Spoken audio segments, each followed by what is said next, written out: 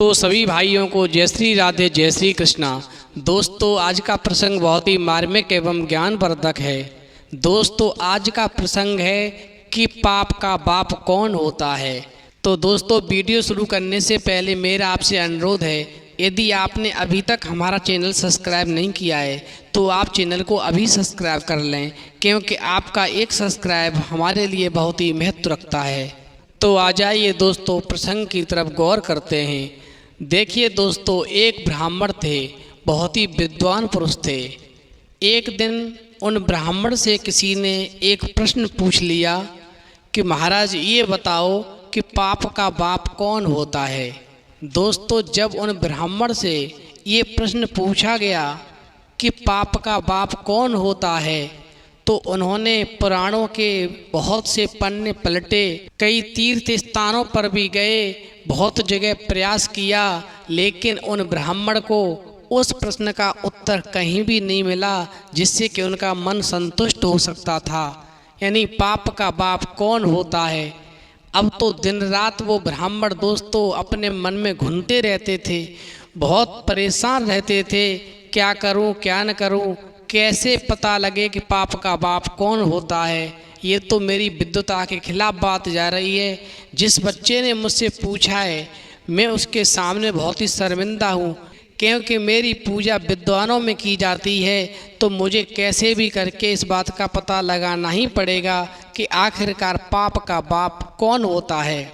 तो दोस्तों एक दिन का जिक्र है कि वो ब्राह्मण एक जंगल से होकर के जा रहे थे। उनको बहुत थकान हो चुकी थी। उन्होंने विचार किया कि मुझे थोड़ा सा आराम कर लेना चाहिए। तो दोस्तों एक वृक्ष की छाया में बैठ गए। वहीं पास में दोस्तों एक वेश्या रहती थी, जिसकी एक दासी भी थी। दोस्तों जैसे ही उस वेश्या की नज़र उन ब्राह्मण देवता पर पड़ती है, तो वो वेश्या अपनी दासी से कहने लगी, देखो सामने जो पुरुष बैठा है वह रंग ढंग से तो ऐसा लगता है कि मानो कोई बहुत बड़ा विद्वान है, लेकिन लगता है ये किसी परेशानी में है।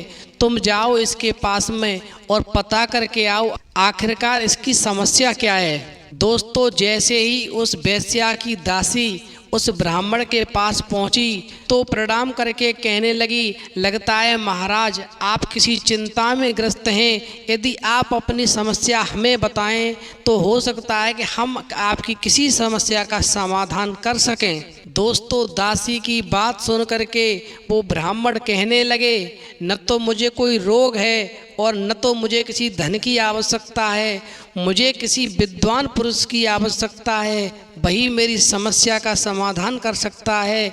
जो तुम्हारी स्वामिनी है वो मेरी समस्या का हल नहीं कर सकती। तुम जाकर के उनसे मना कर दो कि मैं खुद ही अपनी समस्या का समाधान कर लूँगा। दोस्तों जब वेश्या की दासी ने उन ब्राह्मण से ज़्यादा प्रार्थना की तो वो ब्राह्मण कहने लगे, मेरी एक समस्या है, मुझे एक प्रश्न का उत्तर चाहिए जो मुझे कहीं नहीं मिल पा रहा है, और मेरा प्रश्न है कि पाप का बाप कौन होता है। दोस्तों जैसे ही वो दासी वेश्या के पास गई और वेश्या से कहा कि पाप का बाप कौन होता है, इन ब्राह्मण को बहुत बड़ी समस्या है, किसी ने इनसे ये प्रश्न पूछ लिया है और ये उसका उत्तर नहीं दे पा रहे हैं, इसलिए ये जगह जगह भटकते घूम रहे हैं। दोस्तों दासी की बात सुन कर के वो वेश्या कहने लगी, जाओ ब्राह्मण देव से कह देना कि ये तो प्रश्न बहुत सरल है, इसका उत्तर मैं उनको हाल दे दूंगी, लेकिन इस प्रश्न का उत्तर जानने के लिए उन्हें कुछ दिन मेरे यहाँ पर रुकना पड़ेगा। दोस्तों जब वेश्या की दासी ने वापस जाकर के ये सारी बात ब्राह्मण को बताई कि हमारी स्वामिनी आपके प्रश्न का उत्तर दे देंगी, उन्होंने कह दिया है कि ये तो बहुत सरल प्रश्न है। उन्होंने कहा है कि ये प्रश्न तो बहुत ही सरल है, लेकिन इसके लिए आपको यहाँ पर कुछ देर रुकना पड़ेगा। दोस्तों वो ब्राह्मण कहने लगे, ठीक है, मुझे उनकी शर्त मंजूर है, मैं यहाँ पर रुकने के लिए तैयार हूँ। दोस्तों उस वेश्या ने उन ब्राह्मण को रहने का अलग स्थान दे दिया, पूजा पाठ करने की सारी वहाँ व्यवस्था कर दी।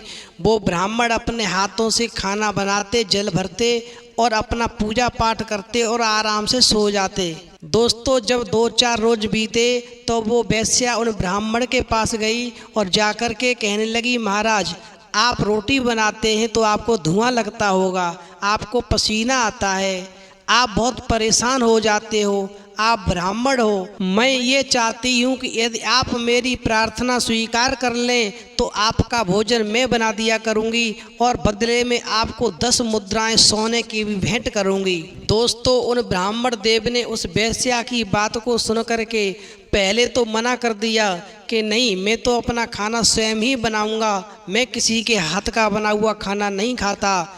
लेकिन दोस्तों जब उसने ये कहा कि मैं आपको दक्षिणा के रूप में 10 सोने की मोहरें भी रोज दूंगी, तो दोस्तों उन ब्राह्मण देव के मन में लालच आ गया और वो कहने लगे, ठीक है मैं तैयार हूँ, मुझे आपकी शर्त मंजूर है, आप मेरे लिए रोज़ाना खाना बना दिया करो और मैं बहुत ही प्रेम से उस खाने को खाऊंगा। और मन में सोचने लगे, चलो कोई बात नहीं है, थोड़ा बहुत पाप लगेगा तो कुछ नहीं है, बाद में प्रायश्चित कर लूँगा, कम से कम 10 सोने की मोहरें तो मुझे रोज़ाना मिलेंगी। दोस्तों जैसे ही सुबह होता है तो उस वेश्या ने स्नान क्रिया आदि से निवृत्त होकर के उन ब्राह्मण देव के लिए सुंदर से भोजन बनाए और एक सुंदर से थाल में सजा करके जैसे ही उन ब्राह्मण देव के पास पहुंची तो कहने लगी, महाराज लीजिए आप भोजन ग्रहण कीजिए।